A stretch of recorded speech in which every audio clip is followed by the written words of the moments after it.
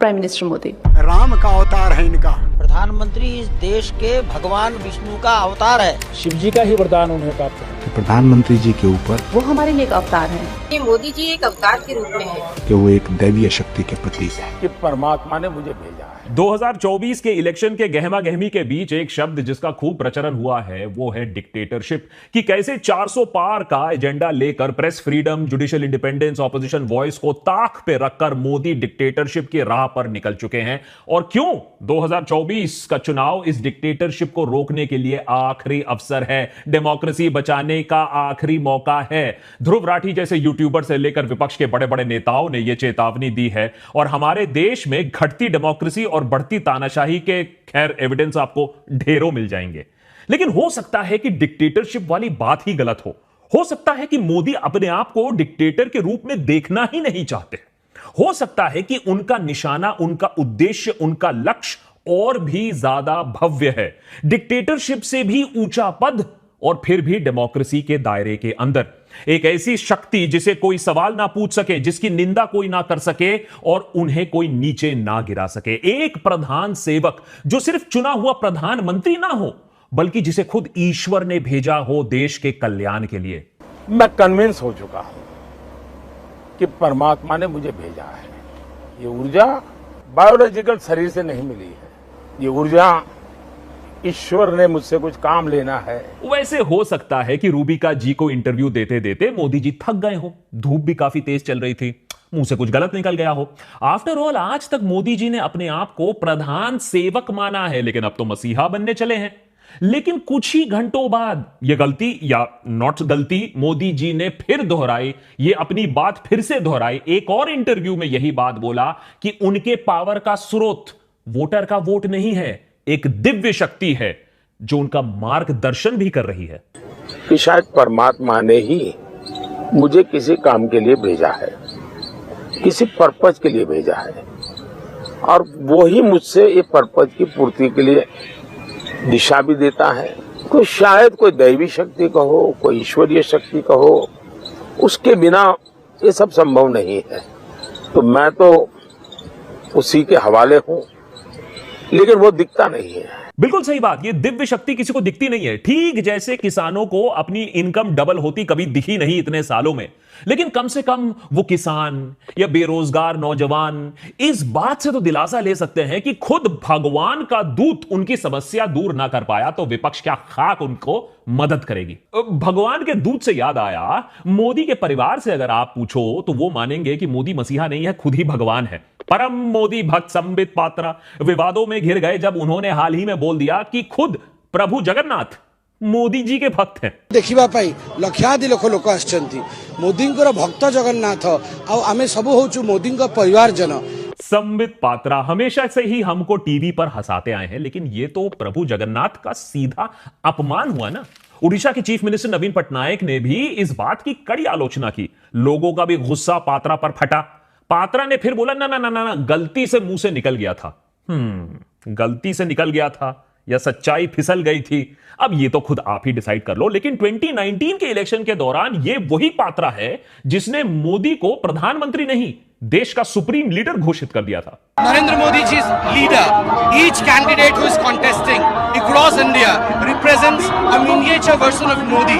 We are fighting not with our name. We are fighting with the name of our supreme leader Narendra Modi. और उससे भी पहले 2017 में संबित पात्रा ने मोदी को देश का पापा घोषित कर दिया था। मोदी जी आपके चाचा हैं क्या? मेरे चाचा नहीं, तो कौन है? इस देश के बाप हैं। इस देश के बाप हैं। 2017 में देश के बाप, 2019 में देश के सुप्रीम लीडर और 2024 में सुप्रीम गॉड। वाह क्या विकास है। और उधर अमित भाई भी मोदी वंदना में कोई कसर नहीं छोड़ रहे हैं। संबित पात्रा से कंपटीशन करते करते बोल दिया कि सदियों से वर्ल्ड फेमस कोणार्क सन टेंपल आज वर्ल्ड फेमस हुआ है। क्यों? मोदी जी की वजह से। दुनिया भर के नेता मोदी जी के साथ हाथ मिलाकर फोटो खिंचाते थे। इसके पीछे तस्वीर कौन सी थी? हमारे कोणार्क के सूर्य मंदिर की तस्वीर के सामने मोदी जी ने हाथ खींचा है। कोणार्क का सूर्य मंदिर आज दुनिया भर में प्रसिद्ध हुआ। ये हो क्या रहा है? धर्म की रक्षा करने वाले आज खुद भगवान बनने की कोशिश क्यों कर रहे हैं? मोदी को जानने वाले, ह्यूमन बिहेवियर को समझने वाले इसे नार्सिसिस्ट बिहेवियर बोल रहे हैं। एक ऐसी मानसिक बीमारी जो एक इंसान को अपने वजूद, अपने महत्व को कुछ ज्यादा ही एहसास करवा देता है। ऐसे लोगों को भर भर के अटेंशन चाहिए होता है, लोगों का प्यार इन्हें चाहिए होता है, लेकिन दूसरे लोगों का दर्द समझने की कैपेसिटी इनमें नहीं होती है। लेकिन मोदी की कंडीशन और भी ज्यादा कॉम्प्लिकेटेड हो सकती है। नार्सिसिज्म नहीं, गॉड कॉम्प्लेक्स। यानी वो लोग, वो इंसान जिन्हें अपनी काबिलियत और अपने वर्चस्व के बारे में टोटल कॉन्फिडेंस होता है, कह लीजिए ओवर कॉन्फिडेंस होता है। ऐसे लोगों को लगता है कि वो दूसरों से बहुत ऊपर है, बहुत आगे हैं, और उनके आसपास जो टैलेंट है ना, वो बहुत बेकार है उनके तुलना में। जिनके पास गॉड कॉम्प्लेक्स होता है वो कंट्रोल फ्रीक्स होते हैं, यानी सब कुछ उनके अनुसार चलना चाहिए। किसी भी प्रकार की आलोचना वो सहन नहीं कर पाते हैं। उन्हें लगता है कि सारे सवालों का जवाब सिर्फ उन्हीं के पास है। अपने आप में ही वो व्यस्त रहते हैं, आई, मी, माई सेल्फ, और किसी भी सीमा का उल्लंघन वो कर सकते हैं, वो बाउंड्रीज नहीं जानते हैं। गॉड कॉम्प्लेक्स वाले लोग ऐसे लोग होते हैं जो किसी भी फेलियर की जिम्मेदारी नहीं लेते हैं। उनके पर्सनल रिलेशनशिप्स हमेशा टूटे ही मिलते हैं, और दूसरों को धमकाने में उन्हें बहुत ज्यादा मजा आता है। अगर आपको लगता है ये सारी बातें मैं बना के बोल रहा हूं, तो मैं नीचे लिंक भी दे दूंगा, आप खुद भी रिसर्च कर लेना कि गॉड कॉम्प्लेक्स के सिम्टम्स होते क्या हैं। अब अगर आपको सुने सुनाए लग रहे हैं तो उसमें मेरी गलती नहीं है। मोदी के आलोचक इसीलिए इसे गंभीर सिचुएशन बता रहे हैं। ये जो बाइट्स आजकल वो दे रहे हैं उस पर चिंता जता रहे हैं कि मोदी की मानसिक स्थिति ठीक तो है ना, लेकिन जिन्होंने इतिहास के पन्ने टटोले हैं उन्हें यह भी मालूम है कि यह पूरा खेल एक ढोंग भी हो सकता है। सत्ता में बने रहने के लिए पहले भगवान का सहारा लिया सत्ता पाने के लिए, और अब भगवान का रूप ले लो जिससे तुम्हारे ऊपर कोई सवाल ही ना उठा सके, तुम्हारे ऊपर कोई उंगली ही ना उठा सके। हुआ ना मास्टर स्ट्रोक। मोदी के बयान कुछ नए नहीं हैं। यह बीजेपी लीडरशिप का लंबे टाइम से प्रोजेक्ट चलता आया है, जिसका क्लाइमैक्स अब हमें दिख रहा है। पहले भी बीजेपी के ऑफिशियल सोशल मीडिया हैंडल से मोदी को भगवान का रूप पहले ही बता दिया गया है। जैसा कि शेषनाग के सामने यह फोटो देखिए मोदी का, यह एंगल कोई इत्तेफाक नहीं है। या ये वाला हिंदू धर्म के खिलाफ मेरे ख्याल से सबसे ज्यादा भद्दा मजाक बीजेपी कर्नाटका के सोशल मीडिया हैंडल्स ने मोदी को भगवान श्री राम से भी ज्यादा बड़ा दिखा दिया। कई जगह मोदी के नाम पर आजकल मंदिर बन रहे हैं। इससे मोदी प्रधानमंत्री कम एक भगवान ज्यादा बन रहे हैं। इस भगवान के रूप को आप कैसे चैलेंज करोगे, कैसे सवाल करोगे? नामुमकिन है। लेकिन यह नई चाल भी नहीं है। सदियों से अगर आप देखते आए तो राजा अपने प्रजा को नियंत्रण में रखने के लिए, सवाल ना उठने के लिए अपने आप को भगवान का दूत बोलते आए हैं। As a matter of fact Mughal साम्राज्य ने तो इसे एक साइंस बना दिया था, और मुगल साम्राज्य की नींव ही यही थी, डिवाइन राइट टू रूल। और यह भी कि अगर सुल्तान बर्बरता करता है, अगर ऑपरेशन होता है, अगर नाइंसाफी हो रही है देश में, तो यह इसलिए क्योंकि यह ऊपर वाले की मर्जी है। अंग्रेजों ने भी यही फॉर्मूला अपनाया। गलत को देखिए धर्म कैसे सही कर देता है। अंग्रेज मानते थे कि वो दुनिया भर में कॉलोनाइजेशन, एक्सप्लॉयटेशन नहीं कर रहे थे। नहीं नहीं नहीं नहीं नहीं, वो तो सैकड़ों देश को लूट भी नहीं रहे थे, वो तो अपनी ड्यूटी कर रहे थे। व्हाइट मैन्स बर्डन, ये उनका धर्म था, उनका कार्य था कि ये पिछड़े वर्ग के लोग, ये पुराने, ये ओल्ड वर्ल्ड के लोग, हां, इन्हें दिखाया जाए विकास का रास्ता, इन्हें न्यू एज इंडस्ट्रियलाइजेशन क्या होता है ये दिखाया जाए, सिविलाइजेशन क्या होता है ये सिखाया जाए। और ये सब भगवान के आशीर्वाद से ही तो हो रहा है, जीसस। इसी फॉर्मूला के तहत आज मोदी अपने आप को एक डेमी गॉड बनाने की कोशिश कर रहा है। एक ऐसा शख्स जो पार्ट इंसान हो, पार्ट भगवान हो, जिसे भगवान का वरदान मिला हो, और जिसे हम भगवान का ही दर्जा देंगे, भगवान का ही जितना सम्मान करते हैं उनका सम्मान करेंगे। और कुछ टाइम से बीजेपी की कार्यकर्ता भी इस काम में जुटे हुए हैं। हमारी आलोचना कर दो वो कहते हैं, लेकिन मोदी जी तो विष्णु का रूप है। ऐसे बयानों को बार बार बोला जाता है, फिर मेन स्ट्रीम मीडिया में बार बार चलाया जाता है, और लोगों के दिमाग में इसी बात को बैठाया जाता है।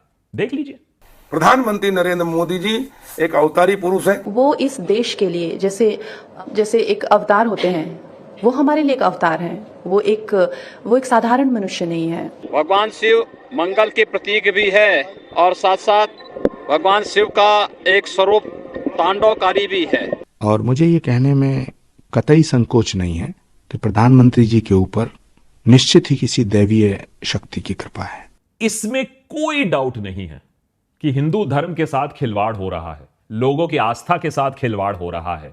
एक शातिर नेता जो अपने आप को भगवान बनाने पे तुला हुआ है, और हो सकता है 4 जून को इस रिजल्ट में हमें इसका बहुत बड़ा प्रभाव भी दिखे, क्योंकि बहुत सी जनता अब मोदी को सवाल पूछने या उनकी आलोचना करने लायक स्थिति में रह नहीं गई है। यार एक शेर और ना को मतलब इतने लोग इकट्ठे होके एक आदमी को गिराना चाह रहे हैं, क्यों? वो भगवान शिव का अवतार है। तो मेरे विचार से राम का अवतार है इनका, क्योंकि दुष्टों का दलन करने के लिए भगवान ने इनको पैदा किया है। अगर 4 जून को बीजेपी चुनाव भारी मात्रा से जीतती है तो यह मोदी के करियर का सबसे बड़ा मास्टर स्ट्रोक होगा। क्यों?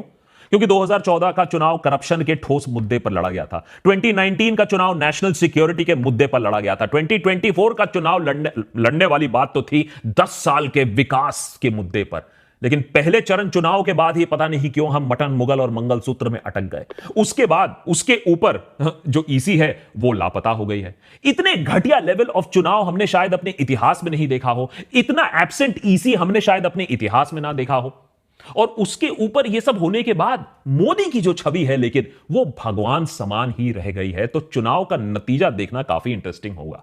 और अगर बीजेपी के नंबर कम आते हैं तो यह बात भी साफ हो जाती है, आएगा कौन जाएगा कौन पता नहीं, बीजेपी के नंबर अगर कम भी आते हैं तो यह बात साफ हो जाएगी कि हमारे देश में लोगों को उनकी धार्मिक आस्थाओं के साथ खिलवाड़ आप एक सीमा तक कर सकते हो, कि उनके धर्म के नाम पर उन्हें बेवकूफ कुछ हद तक बना सकते हो, इनडेफिनेटली नहीं बना सकते हो, उन्हें गुमराह हर समय नहीं कर सकते हो। आपको क्या लगता है, मोदी इंसान है या भगवान समान है?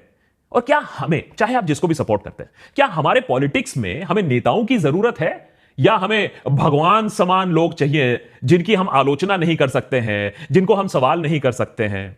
अपना जो कमेंट है वो लिखिए, भगवान या इंसान फर्स्ट लिखिए, तो हमें समझ में तो आए कि यहां तक आपने एपिसोड देखा भी है। और याद रखिए 4 जून को आएगा कौन जाएगा कौन से ज्यादा जरूरी यह समझना होगा हमारा देश किस तरफ जा रहा है। अगर ये एपिसोड आपको पसंद आया हो तो जरूर सब्सक्राइब करिए। अभी भी 40 से 50% जो लोग हमें देखते हैं देशभक्त पर वो रेगुलर सब्सक्राइबर्स नहीं है। और अगर हमारा काम पसंद आता है तो हमें patreon.com/देशभक्त पे जरूर सपोर्ट करिए, एक एनुअल मेंबर बनिए, जिससे हम ऐसी कमेंट्री, ऐसी खबर आपके सामने ला पाए।